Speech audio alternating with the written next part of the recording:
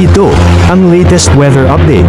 Alamin ang pinakasariwang ulat panahon ngayon dito sa Information TV Educational Channel. Makikita natin dito sa ating latest satellite images, ito ang mga makakapal na kaulapan dito or itong linya ng mga makakapal na kaulapan na umaabot dito sa silangang bahagi ng Southern Luzon at Visayas ay ang epekto ng shear line. So makikita rin natin dito itong signature ng mga skilly-like features o yung mga makaliskis na kaulapan sa silangang bahagi naman ng Luzon ay yung signature clouds ng tinatawag nating northeast monsoon o yung malamig na hangin amihan.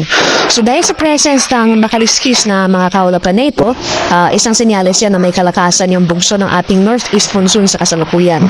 So in addition sa mga skinny-like features ng mga clouds na ito namang makakapal na kaulapan, itong linya ng mga makakapal na kaulapan ay ang epekto naman ng shear line. Ito yung boundary, yung salubungan ng manamig na hangin amihan at yung mainit na hangin na galing sa karagatang Pasipiko yung tinatawag po nating easterlies. So dahil sa epekto ng shear line at amihan, asahan natin itong mga kaulapan at mga pag-ulan ngayong araw sa malaking bahagi ng Visayas, pati na rin dito sa silangang bahagi ng Luzon.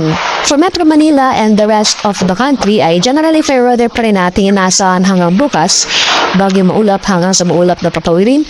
Chance ng localized thunderstorms dito sa Mindanao at light rains naman dito sa nalalabing bahagi ng Luzon.